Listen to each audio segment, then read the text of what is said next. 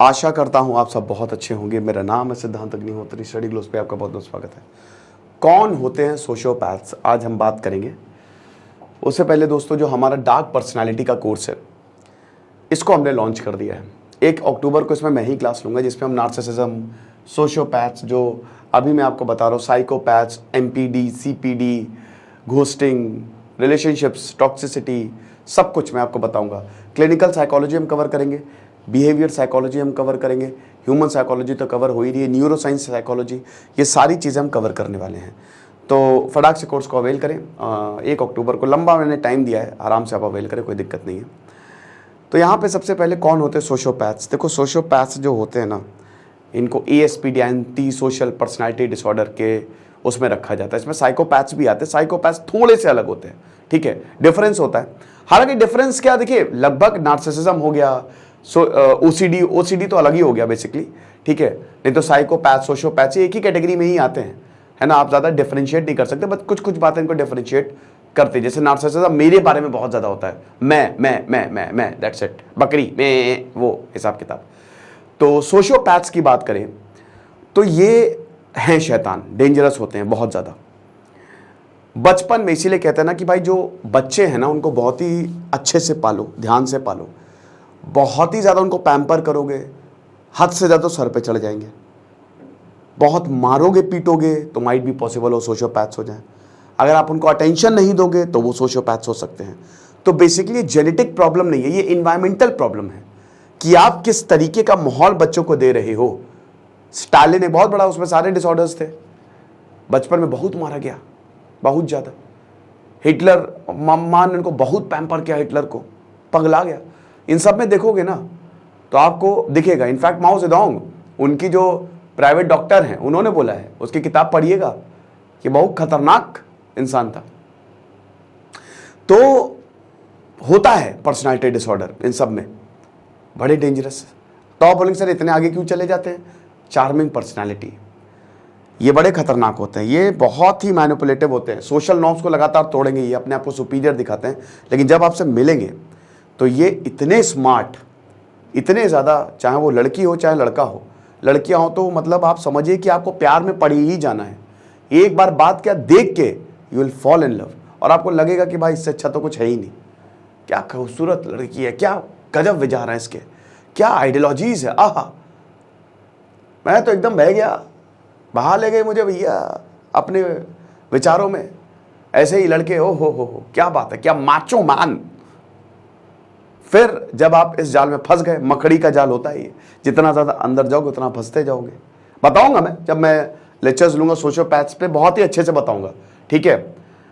इससे बाहर कैसे निकलते हैं, MBT, CBT, कुछ एक्सरसाइजेज होती हैं, थेरेपीज होती हैं कुछ। लेकिन हाँ, ये मैं नहीं बताने वाला। देखिए, CBT MBT तो ठीक है, बट मेडिकेशंस होती है, बट मेडिकेशंस बेसिकली माइंड को रिलैक्स करने के लिए दी जाती है, बट वो मैं नहीं बताऊंगा, ठीक है। बाकी सारी चीज़ें मैं बताऊंगा, तो कोर्स में आपको बताऊंगा।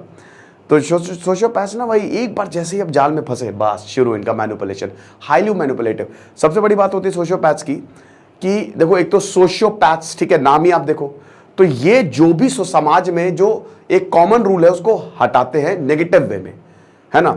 हाईली मैनिपुलेटिव होते हैं। अगर आपको ये हर्ट करेंगे, चिल्लाएंगे, आपको मारेंगे पीटेंगे, तो भी आपकी गलती बताएंगे। They never own themselves. वो एकदम कि भाई मैं तो सही हूं एकदम। और ये बचपन से ही उनके जो दिमाग में प्रोग्रामिंग हुआ है, जो इनसिक्योरिटी या डर बैठा हुआ है, या फिर जो एक सेंस ऑफ सुपीरियरिटी बैठी हुई है, वो ये बोलती है। ईगो बहुत भयानक। खैर, ईगो तो आपके नार्सिसिज्म में भी आता है, तो it is quite dangerous, you know. तो ये जो सोशियोपैथ्स होते हैं, दे आर जबरदस्त चार्मिंग, बट ये आपको भयानक तरीके से मैनिपुलेट करेंगे। आपको पता भी नहीं चलेगा कि यार ये मेरे साथ हो क्यों रहा है। आपको पता है, आप स्टॉकहोम सिंड्रोम से पीड़ित हो जाएंगे। आप अपने ज़्यादातर केसेस में क्या होता है, जैसे मैंने तो काफ़ी ज़्यादा बात की, इसीलिए हम इस तरीके के कोर्स निकालते भी बहुत ज़्यादा है। डेली मुझे on a daily basis message आते हैं। इससे पहले जो डार्क साइकोलॉजी का कोर्स था दोस्तों, उसमें इतने तकरीबन 3000 के करीब बच्चे जो है वो इनरोल किए। आप समझ सकते हैं कि लोग परेशान हैं इन चीज़ों से लेकर। तो वही है कि मतलब दे आर वेरी चार्मिंग, आपको मज़ा आ जाएगी, ठीक है। लेकिन उसके बाद ये आप इनसे प्यार करने लगो, आपको लगा मेरी ही गलती है। तो जब आप अब्यूज़र से प्यार करने लगता है ना, मतलब जो अब्यूज़ हो रहा है, ठीक है, विक्टिम अपने अब्यूजर से प्यार करने लगता है, स्टॉकहोम सिंड्रोम आ जाता है, फिर आप दूर ही नहीं हो पाओगे कि नहीं नहीं जो है। और जाने अनजाने में हमारे, आप देख लो इर्द गिर्द जो परिवार में महिलाएं हैं वो मार खाती, मैंने पिटते हुए देखा अपनी आंखों से, तभी नहीं नहीं मेरा पति मेरा देवता है। ये हिसाब किताब है, ऐसा हिसाब किताब है।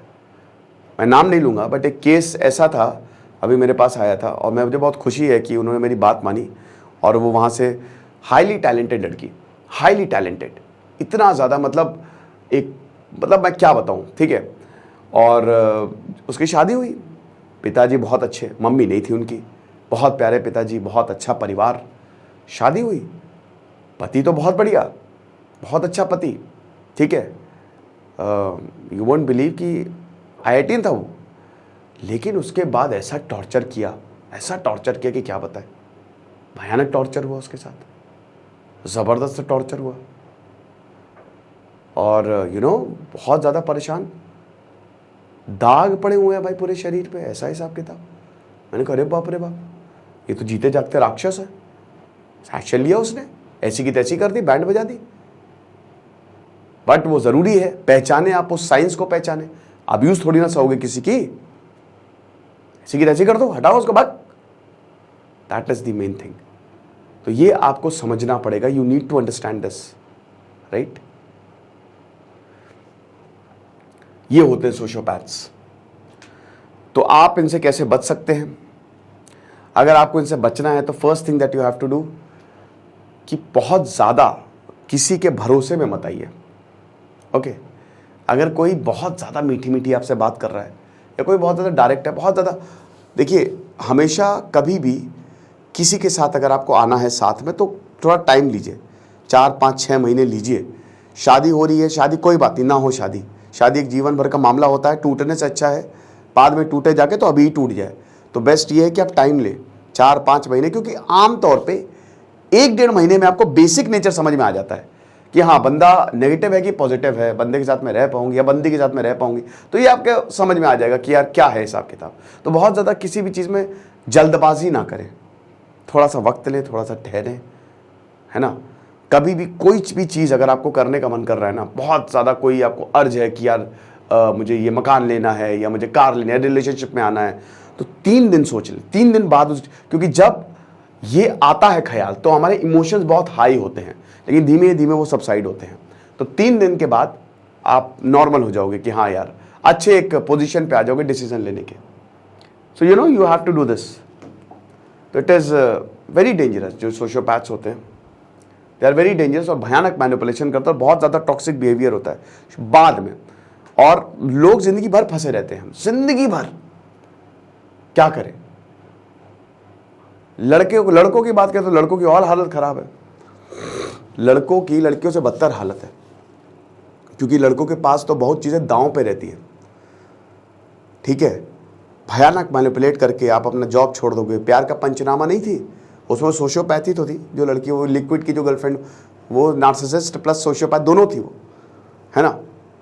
तो उसमें यही तो होता है कि वो भयानक मैनिपुलेट करती है, ठीक है। वो अपना काम छोड़ देता, अपना इंटरव्यू छोड़ देता, और कुछ नहीं मिलता उसको, डिप्रेशन में चली जाती है, वो चला जाता है वो बंदा, और वो आराम से मस्त। यही होते सोशियोपैथ्स। लड़कों की हालत तो, क्योंकि लड़कों के पास बहुत कुछ दांव में होता है, उनके पास मतलब they have many things to lose, है ना। लेकिन भाई हमारी सुनता ही कौन है।